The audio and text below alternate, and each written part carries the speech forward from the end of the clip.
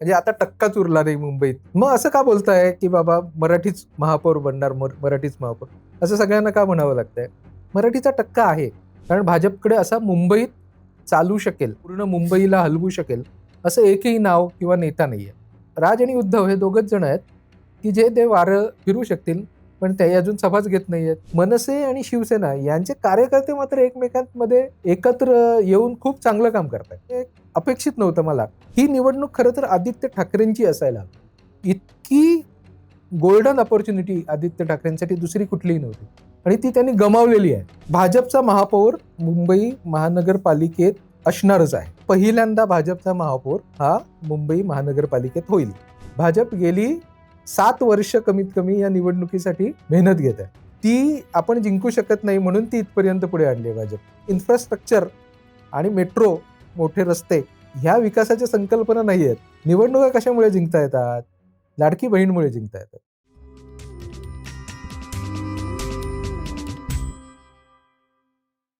नमस्कार, मी विनायक पाचलक आणि थिंक बँकच्या बिहाइंड द सीन्स मध्ये तुम्हा सगळ्यांचं पुन्हा एकदा मनापासून स्वागत.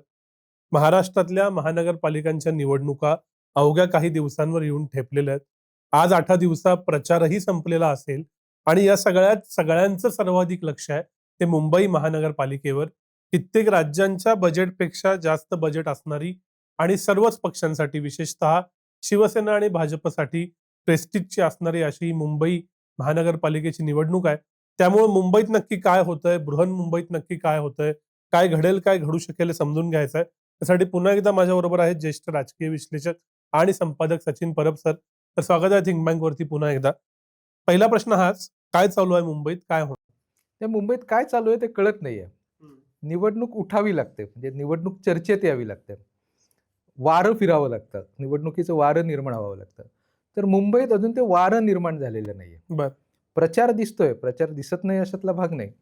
पण एक मुंबईचं म्हणून एक काहीतरी वातावरण असतं, की त्या वातावरणावर निवडणुका चालतात. मागची निवडणूक बघितली तर भाजप आणि शिवसेना यांच्यात अटीतटीची निवडणूक झाली होती. तेव्हा जे वॉर झालं होतं, एकदम अटीतटीचं, तशी ही निवडणूक नाहीये. अजून तरी ती उठलेली नाहीये. त्याच्यामुळे निवडणुकीत नेमकं काय चाललंय? कशा पद्धतीने ही निवडणूक आकार घेणार आहे आणि कशा पद्धतीने ती कुठल्या बाजूला जाणार आहे, हे आत्ता कळत नाहीये. पण मग एक आठवडा उरलाय. आज आज आपण शूट करतोय 13ला, प्रचार संपेल. आठवड्याभरात वारं कुठलं तयार होईल का मग संघटना आधी झालेलं काम याच्यावरच मतदान होईल? अ, वारं जर झालं नाही, तर स्वाभाविकपणे संघटनात्मक कामावरच निवडणूक चालू शकेल. अ, वारं जेव्हा त्याचा अर्थ असा आहे, की जर निवडणूक उठलीच नाही, तर निवडणूक ही भाजपच्या बाजूने जाईल हे क्लिअर आहे. म्हणजे बरं. भाजप आणि शिंदेच्या बाजूने जाईल. पण जर त्याच्यात मराठीचा मुद्दा हा आत्तापर्यंतचा सगळ्यात प्रॉमिनंट मुद्दा आहे, आत्ताच्या या घडीचा. तो नाही आहे का वातावरणात? तर तो आहे. पण तो असा सगळीकडे व्यापून त्याची चर्चा आहे, अशातला भाग नाही. जर उद्धव ठाकरे आणि राज ठाकरे यांच्या एकत्रित सभा किंवा वेगवेगळ्या सभा उठवू कोण शकतंय, तर तेच उठवू शकतात. कारण भाजपकडे असा मुंबईत चालू शकेल किंवा मुंबईत पूर्ण मुंबईला हलवू शकेल असं एकही नाव किंवा नेता नाहीये. अगदीच मोदी आले तरच काहीतरी फरक पडू शकतो. पण लोकसभेला तो पडला नव्हता, विधानसभेला पडताना दिसला नव्हता. तर त्याच्यामुळे राज आणि उद्धव हे दोघच जण आहेत, की जे ते वारं फिरवू शकतील, पण ते अजून सभाच घेत नाहीयेत. ते प्रत्येक 5 तारखेला त्यांची एकत्रित सभा होणार होती, नंतर पुढे होणार होती. आता शेवटी 1 किंवा 2 सभा होणार आहेत. तर या 1-2 सभांमध्ये काय होणार आहे? आणि खरंच कुठला अंडर करंट आहे का मराठीचा किंवा हिंदुत्वाचा? हे काही माझ्या तरी अजून लक्षात आलेलं नाही. मराठीचा मुद्दा हा मुंबई महानगरपालिकेची निवडणूक फिरवण्या इतपत 2026 मध्ये महत्वाचा आहे का? निश्चितपणे आहे. म्हणजे मुंबई आहे ना, मुंबईची जडणघडण आपण बघितली, तर ते लक्षात येऊ शकतं, की म्हणजे मुंबईचा बाहेरचा माणूस ते समजू शकत नाही किंवा 20 वर्ष मुंबईत आलाय आणि आपल्याला मुंबईकर समजतोय, असाही माणूस ते समजू शकत नाही. मुंबईच्या राजकारणाच्या मुळातच गुजराती विरुद्ध मराठी असा वाद आहे. कारण इथे जी मुंबई महाराष्ट्राला मिळाली आहे, त्याच्यासाठीचा संघर्ष केलेली माणसं अजून जिवंत आहेत ना. त्यांची मुलं आहेत, जी सगळं बघितलेलं आहे ज्यांनी, आणि तो वाद आहे. आणि त्याच्यातली एक आर्थिक बाजू आहे. म्हणजे मुंबई तुमची आणि भांडी घासा आमची, असं जेव्हा वर्षानुवर्ष गुजराती माणसं बोलत आलेली आहेत. ते सगळं थांबलेलं होतं. म्हणजे मी 20 वर्षाचं ह्याच्यासाठी म्हणतोय, की शिवसेना सत्तेत आल्याच्या नंतर जे मुंबईत आलेत राहायला, ती माणसं म्हणतात की मराठीचा मुद्दा नाही. तर तो नसणार आहे त्यांच्यासाठी, कारण त्यांनी ते बघितलेलंच नाहीये तो संघर्ष काय. पण मुळातला जो संघर्ष आहे, म्हणजे इथे हा गट जो काँग्रेसचा गट जो प्रभावी होता मुंबईमध्ये, तो सरदार पटेलांचा गट होता. म्हणजे कोण लहान माणसं होती का? मोरारजी देसाईंचा डायाभाई म्हणजे सरदार पटेलांचा मुलगा हा मुंबईचा महापौर होता. म्हणजे किती मोठी होती, आणि त्या लोकांच्या विरोधात ही सर्वसामान्य कष्टकरी माणसं लढली. आणि त्यांनी इतका मोठा लढा दिला की ज्या मुंबई महाराष्ट्रात जाण्यासाठी पटेल तर खूप कमीच जगले स्वातंत्र्याच्या, पण पटेलही ज्या बाजूने नव्हते, नेहरूही नव्हते, आणि पूर्ण देशही नव्हता. अशा वेळेस ही साधी माणसं लढत त्यांनी मुंबई महाराष्ट्रात टिकवली. आणि त्यांचा टक्का अजूनही आहे ना. म्हणजे आता टक्काच उरला नाही मुंबईत. मग असं का बोलताय की बाबा मराठीच महापौर बनणार, मराठीच महापौर, असं सगळ्यांना का म्हणावं लागतंय? मराठीचा टक्का आहे. अजूनही उमेदवारांच्या याद्यांवर बघितलं तर सगळ्यांच्या उमेदवारांच्या याद्या याच्यामध्ये बहुसंख्य मराठी माणसं आहेत. मराठी उमेदवार द्यावेच लागणार आहेत. डिसिजिव्हच आहे मराठी अजूनही. त्याच्यामुळे जेव्हा मराठीविषयी मराठी माणसाला स्वतःविषयी एक म्हणजे असुरक्षितता निर्माण होते, तेव्हा मराठीचं नाव घेऊन जे लढणारे पक्ष आहेत, म्हणजे शिवसेना किंवा मनसे आत्ताच्या संदर्भात, त्यांचा फायदा होतो असं दिसतंय. पण अजूनही तू जे म्हणतोयस की मराठीचा मुद्दा आज 2026 साली महत्वाचा आहे की नाही, तर का नाही? असं उलट प्रश्न विचारायला का नाहीये? तर उलट जास्त रिलेव्हंट होतंय आणि त्याचे अनेक पैलू आहेत. म्हणजे अडाणी सारखा एखादा माणूस येऊन धारावी आपल्या ताब्यात घेतोय. जिथे चाळी आणि झोपडपट्ट्या होत्या, त्याच्या एका बाजूला त्यांची SRAची बिल्डिंग उभी आहे आणि त्याच्याच बाजूला दुसरा 25 मजल्याचा टॉवर उभा आहे. तर हे उलट समोरासमोर आलेले आहेत. संघर्ष. ते सगळं बघतायत काय चालू आहे ते. आणि हा संघर्ष आहे ना, तो रोजचा आहे. तो काय असा दगडफेक होते किंवा दंगली होतात अशातला नाहीये. तो रोजचा छोट्या मोठ्या गोष्टींमधला संघर्ष आहे. मराठी आणि अमराठी असं. एक असं ब्रॉड नरेटिव्ह आहे की ज्यावेळी मराठीचा मुद्दा येईल त्यावेळेला सर्व मराठी मतं, बहुतांश मराठी मतं ही ठाकरेंकडे जातील, विशेषतः दोन्ही ठाकरे एकत्र आल्यानंतर. हे कितपत सत्य आहे? नाही, असं कधीच होत नाही कुठेच. म्हणजे सगळीच्या सगळी मतं ही एकाच पक्षाकडे, एकाच ज्या समाजाची जातात, असं कुठेच कधीच होत नाही. पण त्याच्यातली एक मोठं मत जे मागच्या वेळेला म्हणजे विधानसभा आणि लोकसभेच्या वेळेला हिंदू म्हणून भाजपकडे गेलेलं आहे किंवा शिंदेच्या शिवसेनेकडे गेलेलं आहे, त्याच्यापैकी काही मतं उद्धव ठाकरे युतीकडे येऊ शकतात का, हा महत्वाचा मुद्दा आहे.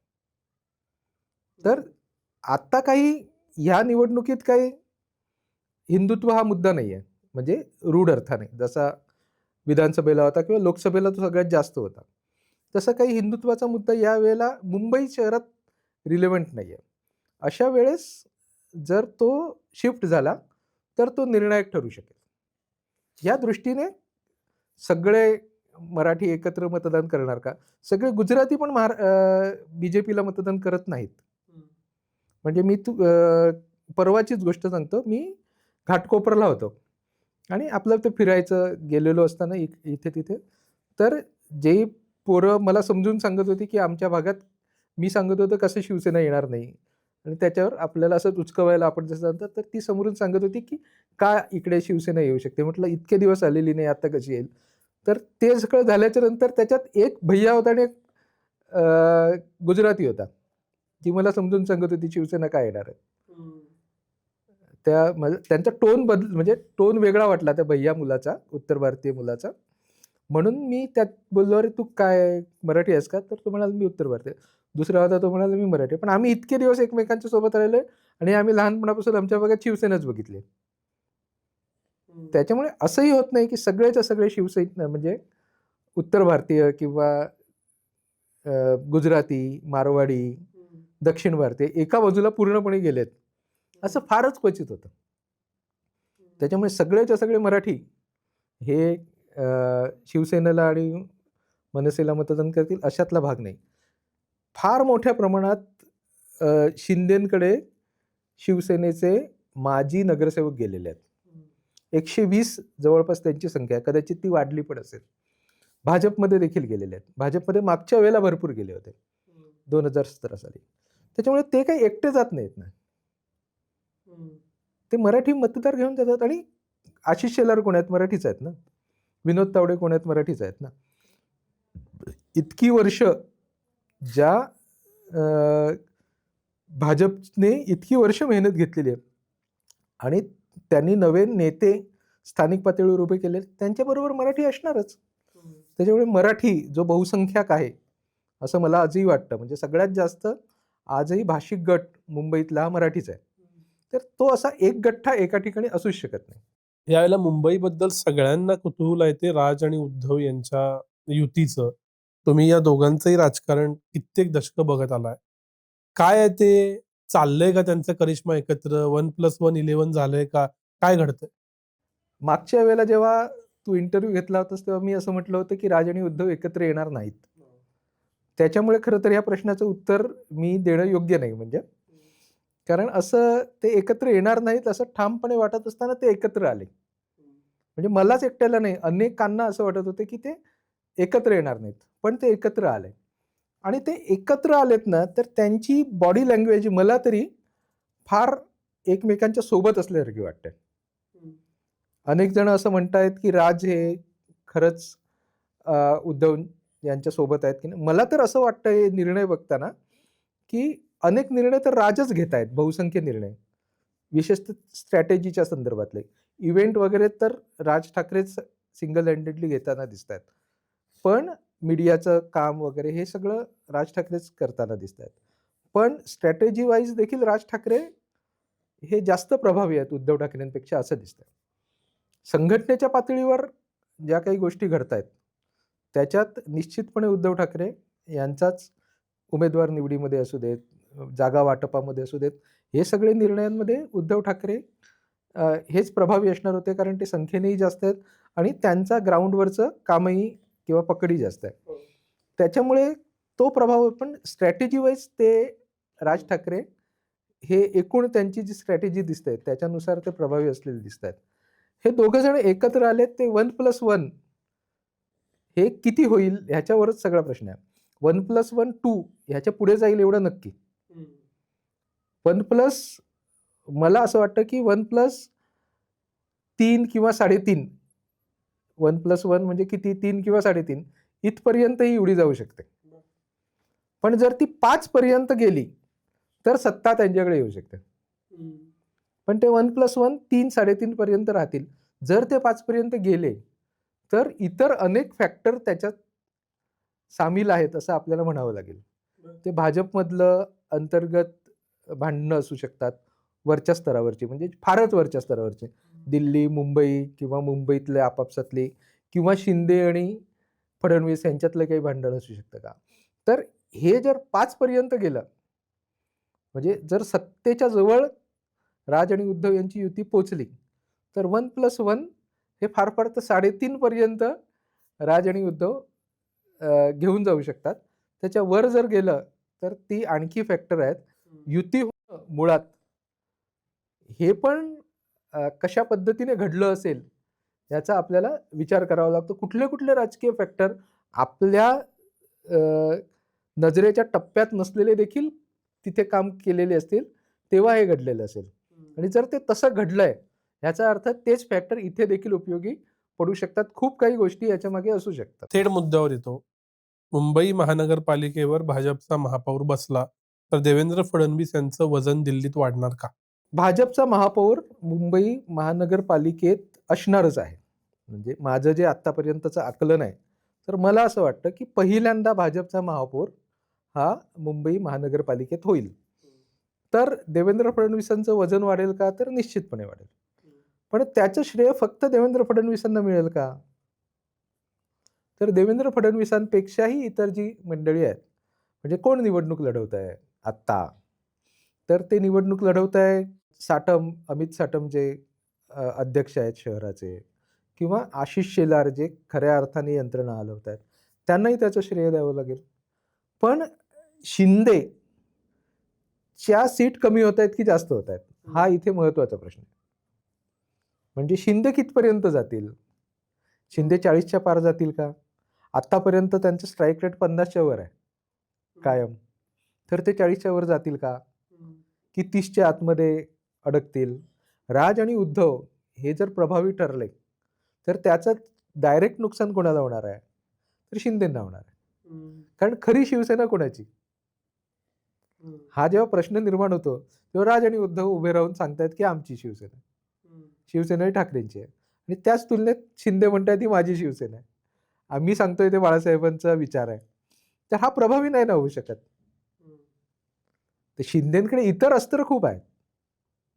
म्हणजे शिंदे ज्या पद्धतीने साम दाम दंडभेद सत्ता सगळं चालवतात आणि एक निवडणूक लढण्याची, जिंकण्याची त्यांनी एक नवी सिस्टम उभी केलेली आहे. ती किती वर्ष चालेल हा प्रश्न वेगळा, पण सध्या चालते.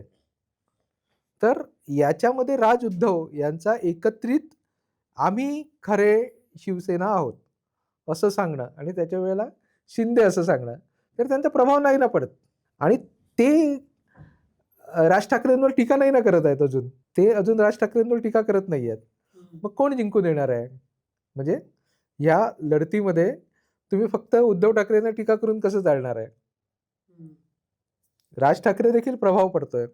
आणि असं आहे की आणखी त्याच्यात हा थेट मुद्दा नाहीये, पण मुंबईत फिरताना एक जाणवतंय की मनसे आणि शिवसेना यांचे कार्यकर्ते मात्र एकमेकांमध्ये एकत्र येऊन खूप चांगलं काम करतायत. हे अपेक्षित नव्हतं मला. कारण मी जी 20 वर्ष 20 काय जी काय वर्ष झाली असतील मनसेला, तर किंवा त्याच्या अगोदर पण जे राज ठाकरेंचे कार्यकर्ते होते, ते उद्धव ठाकरेंच्या विरोधात उभे राहिलेले कार्यकर्ते होते. म्हणजे उद्धव ठाकरेंवर टीका करत ते इथपर्यंत आलेले होते.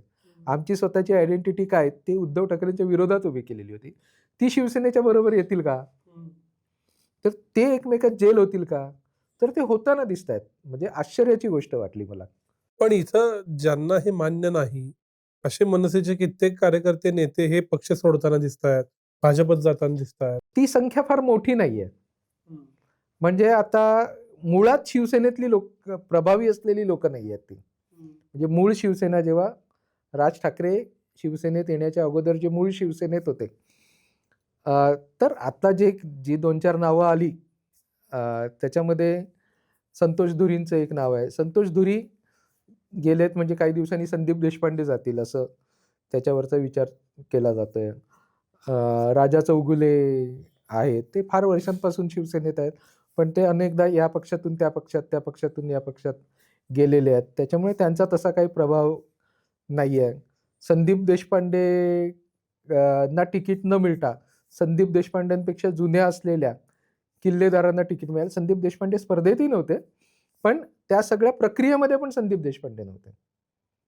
म्हणजे गेल्या काही वर्षात आपण बघत होतो की राज ठाकरेंना एक शिवाजी पार्कमधले काही नेते आहेत, ते राज ठाकरेंच्या आजूबाजूला होते. त्याच्यात संदीप देशपांडे, अविनाश अभ्यंकर आणि सरदेसाई माजी आमदार हे प्रामुख्याने तिकडे असत. तर बाळा नांदगावकर वगैरे ज्येष्ठ मंडळी असून देखील त्या नेहमीच्या निर्णय प्रक्रियेत होती की नाही अशी शंका वाटावी अशी परिस्थिती होती. पण आता झालेलं उलटं. ही मंडळी दिसतच नाही आहेत आणि दिसतायत कोण तर बाळा नांदगावकर दिसतायत. दिसतायत कोण तर यशवंत किल्लेदार दिसतात ज्यांना तिकीट मिळालंय. अशी परिस्थिती पूर्ण बदलली आहे. तर ही जी मंडळी आहेत, ती कधी आली होती? तर मनसेचा पक्ष तयार म्हणजे मनसे एक एंटिटी निर्माण झाल्याच्या नंतर हे आलेली लोक होते, म्हणजे यांच्याशी जोडले गेलेले. मी एक पूर्वीपासून एक असं मनसेच्या विषयी एक निरीक्षण असं मांडलं होतं की जोपर्यंत सर्वसामान्य मनसेकडे असलेलं सगळ्यात मोठं पद कुठलं होतं, तर मुंबई महानगरपालिकेतलं गटनेतेपद, त्यांच्या आमदारांचं त्यांच्या नगरसेवकांचं नेतेपद, गटनेतेपद. तर जोपर्यंत सर्वसामान्य लढणाऱ्या शिवसैनिकांकडे ते होतं, तोपर्यंत मनसे वाढत वाढत जात होती. जेव्हा ते संदीप देशपांडेंच्या हातात आलं गटनेतेपद, तिथपासून मनसे उतारायला लागले, असं एक मी निरीक्षण मांडलेलं होतं. कारण जो सर्वसामान्य कार्यकर्ता आहे तो संदीप देशपांडेंशी नाही ना कनेक्ट होत. संदीप देशपांडेंचं जे एकूण वागणं, बोलणं, जगणं आहे त्याच्याशी सर्वसामान्य कार्यकर्ता रिलेट नाही करत स्वतःला, जो मनसेचा एकदम कोर वर्कर आहे. त्याच्यामुळे अशी माणसं जाणं पक्ष सोडून हे मनसेसाठी फायद्याचंच आहे असं मला वाटतं. या सगळ्यातला जो दुसरा अँगल आहे तो म्हणजे ही तिरंगी लढत आहे. टेक्निकली काँग्रेस आणि वंचित यांची आघाडी आहे, ती लढतीये. काही ठिकाणी त्यांना उमेदवार देता आले नाहीत आणि हे जे सातत्यानं बोललं जातं की मराठा प्लस मुस्लिम असं कॉम्बिनेशन उद्धव ठाकरेंना जिंकून देऊ शकतं, तर काँग्रेस आल्यानं ते कमी होईल का? का ते भाजपच्या उत्तर भारतीय मतांची थोडीशी चंक घेऊन उद्धव ठाकरेंना मदत करते? काय चालू आहे ना? काँग्रेसचे काही स्वतःचे पॉकेट्स आहेत, तिथे सातत्याने एक 15-20 नगरसेवक जिंकून आणण्याची ताकद काँग्रेसची कायमस्वरूपी आहे. तेवढी त्यांची छोटीशी का असेना संघटनात्मक बांधणी आहे. 4 आमदार त्यांनी निवडून आणले होते, 6 × 24 असं आपण गणित पकडूया. एक 15-20 आमदार, 15-20 नगरसेवक निवडून आणण्याची त्यांची क्षमता निश्चितपणे आहे. यांचं म्हणजे वंचितची मदत मिळाल्यामुळे त्याच्यात वाढच होणार आहे, त्याच्यात काही कमी होणार नाही. पण ह्याच्यात 2-4 प्रश्न असे आहेत की ह्यांचं अंडरस्टँडिंग झालं आहे का? जे ठाकरे आणि काँग्रेस यांचं काही अंडरस्टँडिंग झालं आहे का? एकमेकांच्या विरोधात त्यांनी ज्या पद्धतीचे उमेदवार दिलेत, अनेक ठिकाणी असं दिसतंय की काही ठिकाणी ते एकमेकांचे वोट खातील, पण काही ठिकाणी असंही दिसतंय की ते एकमेकांना पूरक ठरतील. म्हणजे तू जसं म्हणालास की उत्तर भारतीय मतं भाजपची खातील का, तर गुजराती मतंही खातील. गुजराती उमेदवारी आहेत. मुंबई महानगरपालिकेत अगदी 500, 700, 1000 मतं देखील महत्त्वाची ठरतात. तेवढी मतं ती खाऊ शकतात का आपापल्या पॉकेटमधली, तर असंही उपयोगी पडू शकतात. कधीतरी असंही होईल तिकडे की ठाकरेंना त्याचं नुकसान होईल. आता नेमकं काय घडतंय त्याचा अंदाज मला तरी नाही आहे. पण काँग्रेसनं वेगळं राहायच्या ऐवजी महाविकास आघाडी म्हणून किंवा जशी आत्ता कोल्हापूरमध्ये आहे काँग्रेस व ठाकरेंची शिवसेना, अशी आघाडी करणं जास्त संयुक्तिक ठरलं असतं का? शिवसेनेसाठी उपयुक्त काँग्रेसच्या पेक्षा राज ठाकरेंनी एकत्र येणं हे जास्त उपयुक्त होतं.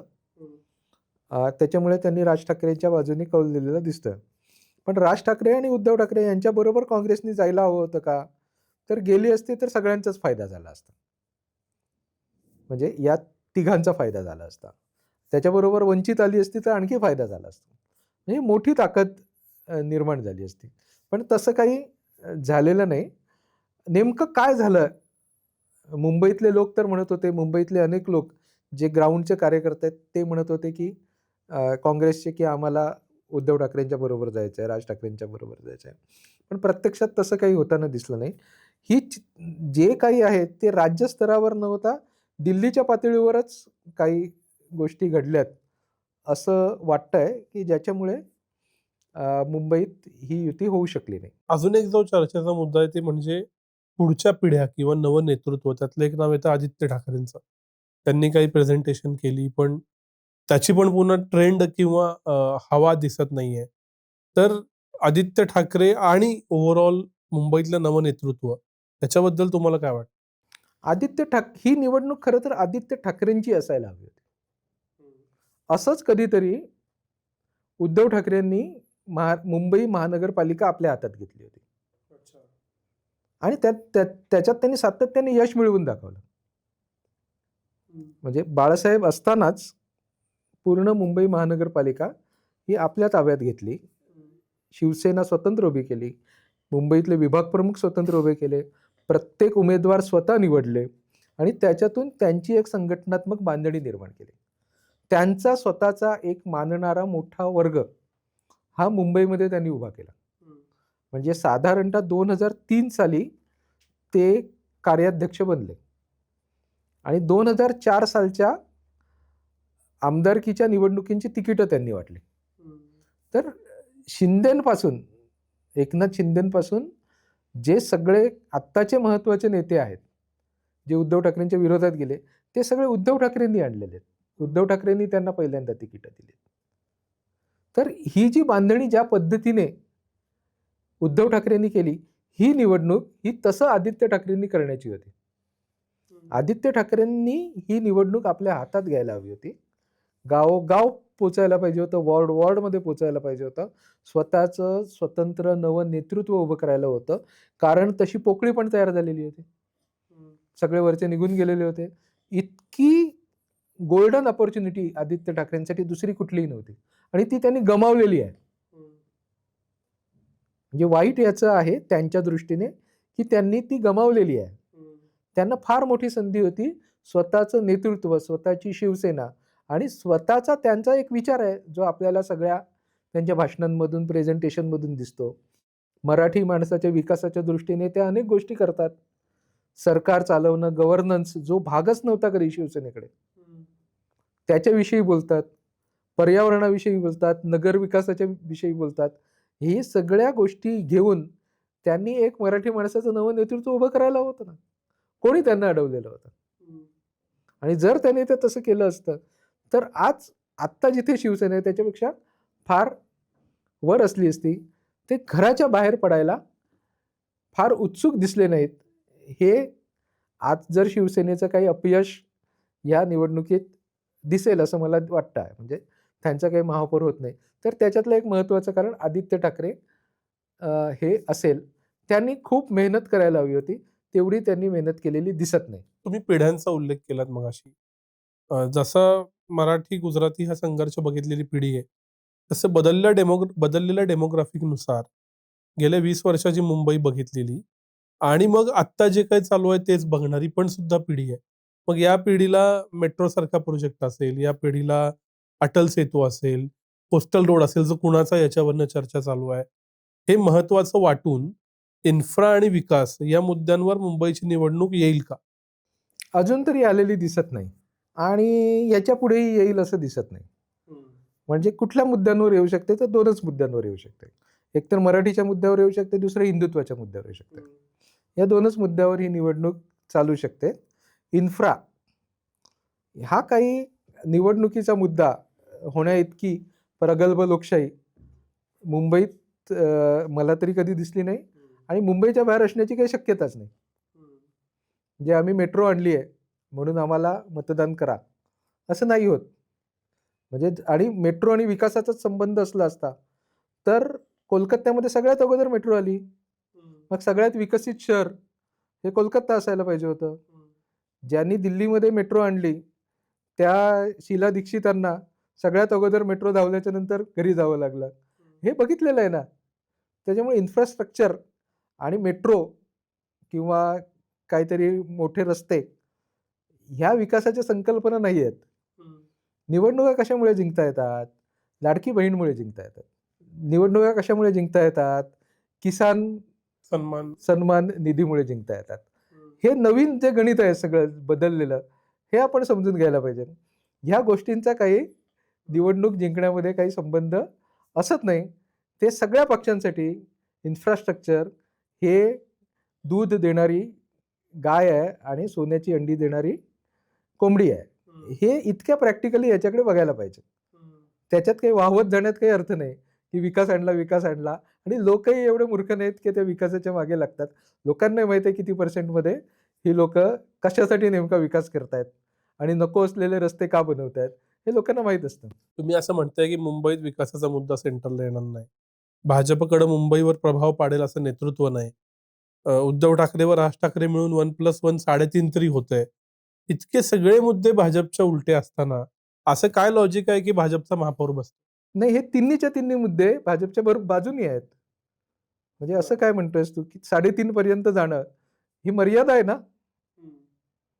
राज आणि उद्धव यांची मर्यादा आहे, की एका विशिष्ट ह्याच्या पलीकडे ते जाऊ शकत नाहीत.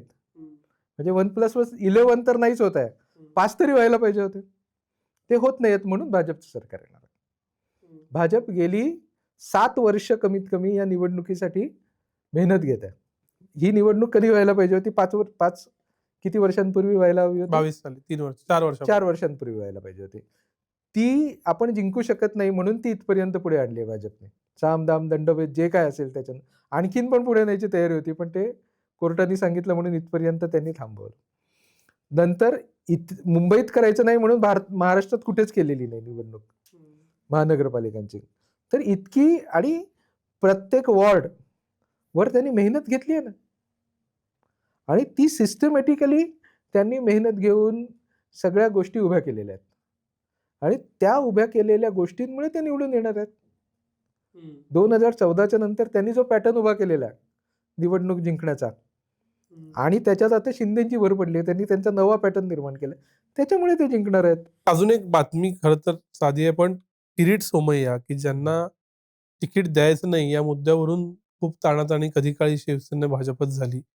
आज त्यांच्या मुलाच्या वॉर्डमध्ये जवळपास बिनविरोध निवडणूक झालेली आहे. हा काय प्रकार आहे आणि मग भाजपचा पण असा बेस असणार आहे, की जिथं काहीच दोन्ही ठाकरे किंवा काँग्रेस करू शकत नाही, असे वॉर्ड किती आहेत? सगळ्यांचे वॉर्ड आहेत तसे. म्हणजे जिथे टोकाचं पोलरायझेशन झालेलं आहे किंवा मतदारसंघ मागच्या वेळेला बनले जेव्हा, तेव्हा ते भाजपचंच तेव्हा सरकार होतं. तीच आता पुढे सुरू आहे. तर त्याच्या रचना अशा करण्यात आल्या, की ज्याच्यामुळे अनेक मतदारसंघ हे सेफ होऊन जातील. आपापले वॉर्ड, आणि ते प्रत्येक ज्याची सत्ता असते ते करतच. त्याच्यासाठी काही भाजपवर दोष देण्यात काही अर्थ नाही. तर त्याच्यामुळे अनेक मतदारसंघ त्यांनी असे उभे केलेत, की जिथे इतर कोणाला स्कोप नाहीये. पण शिवसेनेचेही असे मतदारसंघ आहेत, की जिथे काही केल्या भाजपला घुसायला संधीच मिळालेली नाही आजपर्यंत. त्याच्यामुळे विशेषतः ते शहरामध्ये आहेत. म्हणजे मुंबई शहर जे जुनं शहर आहे, उपनगर नाही शहर, तिथे त्यांचे आहेत. तिकडे दोन्हीच्या दोन्ही आमदार, दोन्हीच्या दोन्ही खासदार हे शिवसेनेचे आहेत. तिकडे अनेक आमदार शिवसेनेचे आहेत, काँग्रेसचे आमदार आहेत. असं जे प्रत्येकाचे पॉकेट्स आहेत, जिकडे वर्षानुवर्ष ते लोक निवडून येत आहेत. आणि असे नेमके किती आहेत हे सांगू शकत नाही. पण मागच्या वेळेला जर 82 नगरसेवक याचे निवडून आले होते, तर त्याच्यातले 30 ते 40 तर A+ मधले भाजपचे वॉर्ड असणार एवढं नक्की. आणि ते विशेषतः पश्चिम उपनगरामधले. मग मुंबईत नक्की निवडणूक किती ठिकाणी आहे? 200 प्लस ज्या जागा आहेत, 225, 230 पैकी? त्याच्यापैकी एक टोटल 60 जागा आपण असं पकडूया, की जिथे निवडणूक ऑलरेडी बऱ्यापैकी ठरलेली आहे. आणि प्रत्येक ठिकाणी एवढं प्रमाण असतंच. म्हणजे 1/4 जागा या प्रत्येक ठिकाणच्या या ठरलेल्या असतात, की इकडे कोण निवडून येणार हे माहीत असतं सगळ्यांना. मुंबईचा विचार करताना महामुंबईचाही विचार करावा लागतो. त्याच्यात ठाणे येतं, कल्याण डोंबिवली येतं, अंबरनाथ सारखं जिथं होऊन गेलंय पण ज्याची चर्चा आहे ते येतं. हा जो बिनविरोध पॅटर्न आहे त्याच्याबद्दल तुमचं मत काय? आणि अंबरनाथमध्ये आपण शूट करत असताना रद्द झालंय, पण काँग्रेस भाजप एकत्र आलेली एकनाथ शिंदेच्या मुलासमोर त्याचा अर्थ काय? काँग्रेस भाजप काय पहिल्यांदा एकत्र आली आहे अशातला भाग नाही. याच्यापूर्वी असे प्रकार वेगवेगळ्या महानगरपालिकांमध्ये घडलेले आहेत. जिथे त्यांची लोकल समीकरणं असतात, खरं तर ती सोडून द्यायला पाहिजेत. ती काय राज्य पातळीवरच्या समीकरणांशी जोडून घेण्यात काही अर्थ नसतो. पण आत्ता आपणच एवढ्या टोकाला पोचलेलो आहोत, भाजप आणि काँग्रेस यांच्यातलं नेतृत्व एवढी टोकाला पोचलेलं आहे, की ते काही एकत्र येण्याची स्थानिक पातळीवर शक्यता नाही. आता जिथे-जिथे जे महत्त्वाचे मोठा लीडर असतो त्याच्या विरोधात बाकीचे सगळे एकत्र येतात. म्हणजे जर अजित पवार आणि शरद पवार एकत्र येऊ शकतात. हं. एखाद दुसऱ्या ठिकाणी तर शिंदे आणि ठाकरे हे सिंधुदुर्गात एकत्र आलेले आपण बघितले होते भाजपच्या विरोधात. हे होऊ शकतं. तर तसं काँग्रेस आणि भाजप हे एकमेकांच्या सोबत आले. त्यात काही फार मोठी गोष्ट घडली आहे असं मला व्यक्तिशः वाटत नाही. दुसरं बिनविरोध झालेलं आहे. तर तीच सरळ सरळ दमदाटी, पैसे यांच्या प्रभावाने ते घडवून आणलेलं आहे आणि ते घडवलं जाऊ शकतं, असं आता सिद्ध झालेलं आहे. आता त्याच्यावर असं म्हटलं जातं, की इतकी वर्ष तर बिनविरोध लोक निवडून येत होते. पण त्यांच्या विरोधात अशा काही तक्रारी वगैरे आलेल्या नव्हत्या. अनेकदा असं घडलेलंही आहे, की लोकल पातळीवर अ, अ, आपले जे निवडणूक आयोगाचे अधिकारी असतात, त्यांना मॅनेज करून गोष्टी घडवलेल्या आहेत. आताही घडलंय, पूर्वी पण घडलेलं आहे. पण आता त्याचं प्रमाण खूप आहे. ते डोळ्यात भरेल एवढं प्रमाण झालेलं आहे. आणि हा काही ट्रेंड फार काही चांगला नाही. लोकांच्या हातातच नाहीये कोणाला निवडून द्यायचंय ते. असं अनेकदा घडलेलं आहे, की अगदी 100% निवडून येईल असा उमेदवार पडलेले आहेत, असं अनेकदा घडलेलं आहे. कारण लोकांना त्याला हाकलायचं असतं. तर ती हाकलण्याची जोपर्यंत सर्वसामान्य माणसाच्या हातामध्ये ताकद आहे ना, तोपर्यंत इथे अराजक माजू शकत नाही. सिस्टम आपल्या हातात कोणाला तरी दिलेलं आहे ना, की बाबा तुम्ही याच्या विरोधात मतदान कराल तर हा पडेल. ह्याला हाकलवून लावू शकता. ही एक काहीतरी सिस्टम दिलेली आहे तुम्हाला. त्याच्यात तुम्ही तुमचा राग व्यक्त करू शकता किंवा राग व्यक्त करण्याच्या अशा पद्धतीच्या हातात असलेल्या अधिकृत मार्ग सगळे संपतील, तेव्हा माणसं नको त्या मार्गाकडे जातात आणि त्याच्यातून अराजक घडण्याची शक्यता असते. म्हणून अशा पद्धतीने गोष्टी शक्यतो करू नयेत. त्याच्यातून काही चांगलं घडत नाही. महामुंबईच्या बाकीच्या महानगरपालिका कोण जिंकतात? माझा काही तेवढासा बारकाईने त्याचा मी अभ्यास केलेला नाही. पण जिथे-जिथे ह्याच्यातल्या अनेक महानगरपालिकांमध्ये शिंदेचा प्रभाव आहे. तिथे शिंदे विरुद्ध भाजप अशी जिथे-जिथे फाईट आहे, तिथे शिंदे आणि भाजप हेच महत्त्वाचे प्रतिस्पर्धी आहेत. विशेषतः नवी मुंबईमध्ये आपल्याला बघायचं आहे. एकत्र लढत असले तरी ठाण्यामध्ये मुख्य संघर्षपूर्ण ठाणे जिल्ह्यात हा शिंदे विरुद्ध भाजप असाच आहे. वसई विरारमध्ये बहुजन विकास आघाडी हितेंद्र ठाकूर यांची ही नेमकं काय करते हे आपण बघायला पाहिजे. म्हणजे तो फार इंटरेस्टिंग होईल. म्हणजे आपले उत्तर प्रदेशचे मुख्यमंत्री योगी आदित्यनाथ हे वसई विरारमध्ये प्रचार करणार आहेत. इतकी ती महत्त्वाची भाजपला वाटते. तर खरंच पण तिथे आत्ताच्या ज्या अपडेट्स मिळतायत ते तरी अजून भाजपच्या बाजूनी पूर्ण म्हणजे सिंगल हँडेडली जाताना ती अ, महानगरपालिका दिसत नाहीये. तर हे जे आजूबाजूला घडतंय, तिथे काही थेट मराठी-अमराठी असा काही मुद्दा नाहीये. तरी पण तिथल्या स्थानिक गणितांमध्ये ह्या निवडणुका घडतायत. ह्या पट्ट्यावर शिंदेचं वर्चस्व असणार, की भाजपचं वर्चस्व असणार पुढच्या काळात? हे ठरवणाऱ्या या निवडणुका आहेत. म्हणून त्या महत्त्वाच्या आहेत. योगींचा उल्लेख केलात म्हणून नरेंद्र मोदी पण एका कार्यक्रमाला एका समाजाच्या 2च दिवस आधी मतदानाच्या येतायत. त्यांचा इम्पॅक्ट असेल काही? निश्चितपणे असू शकतो.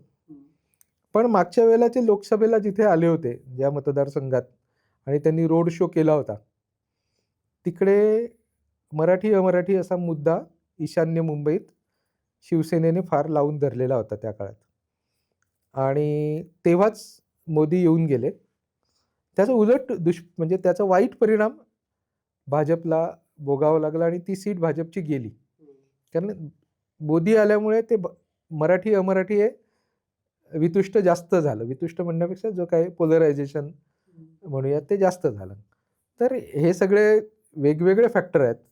नेमके निवडणुकीत कशा पद्धतीने काम करतात याच्यावर आपण फक्त काहीतरी एक हे करू शकतो, भाकितं करू शकतो.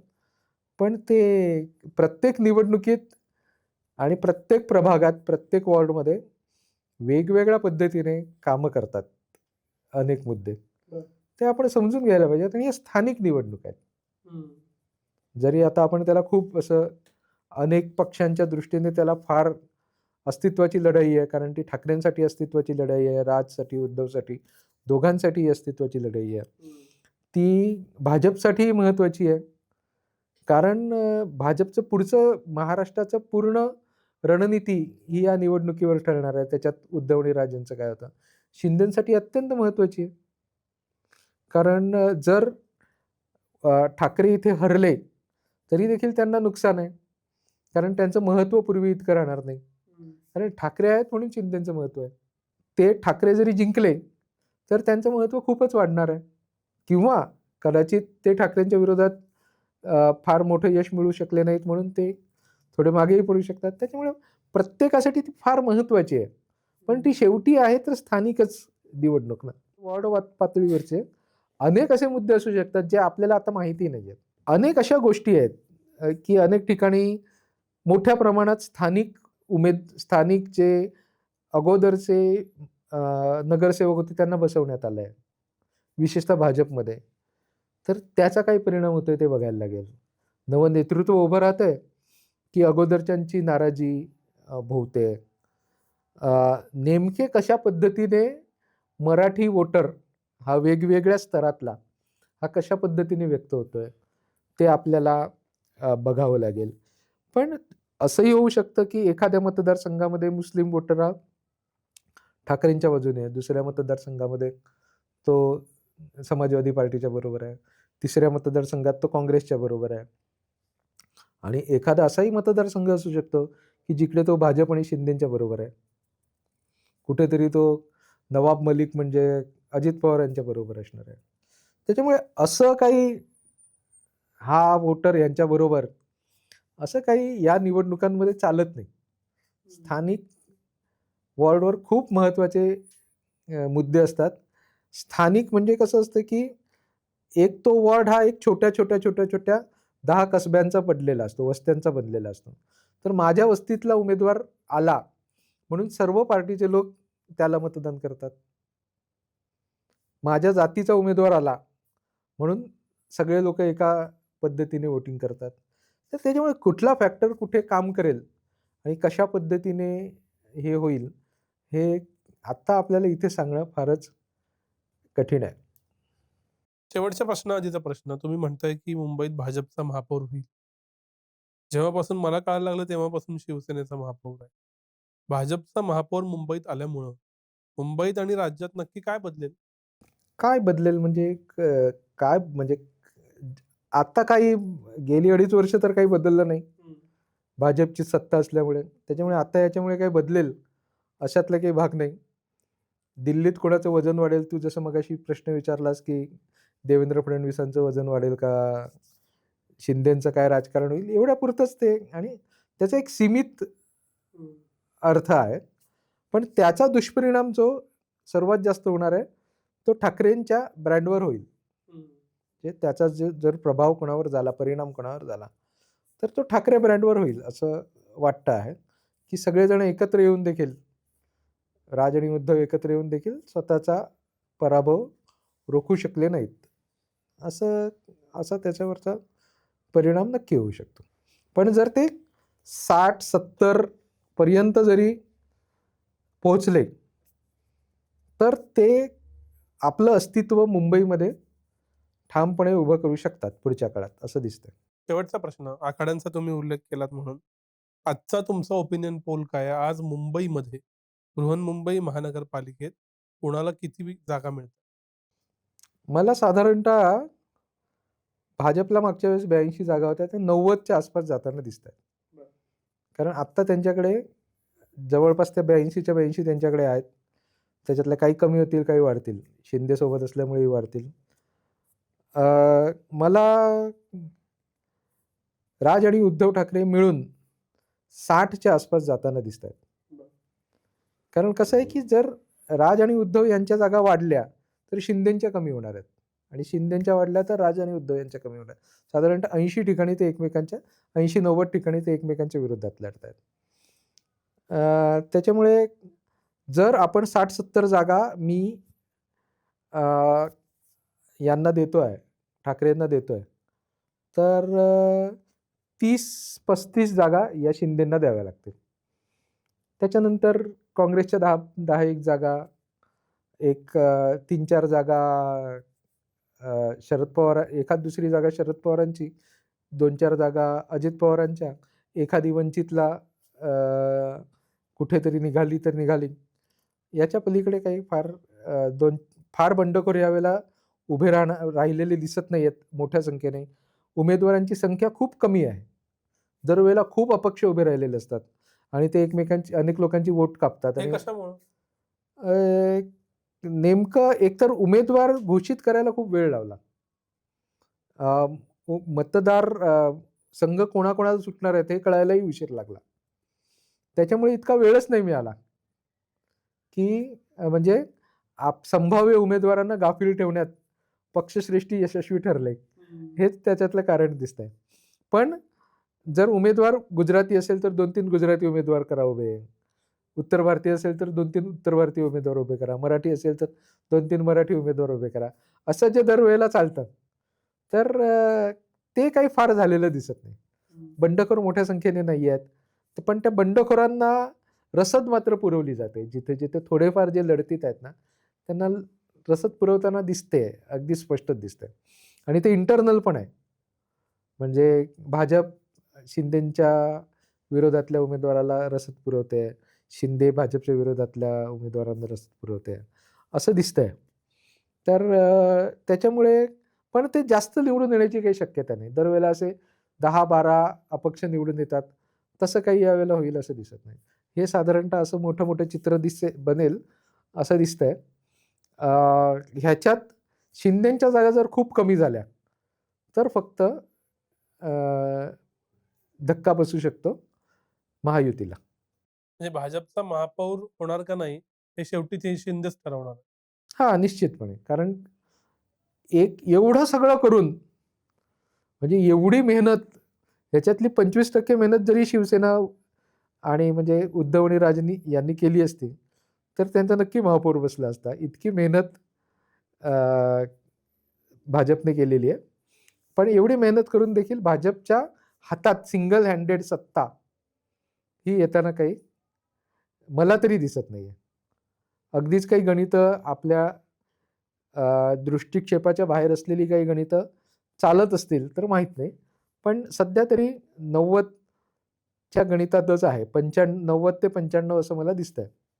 तर खूप खूप आभार. तुम्ही पूर्ण 360 डिग्री आम्हाला मुंबई समजावून सांगितलीत. काय होतंय ते बघूया, पण आज तुम्ही वेळ दिलात त्याबद्दल पुन्हा एकदा आभार.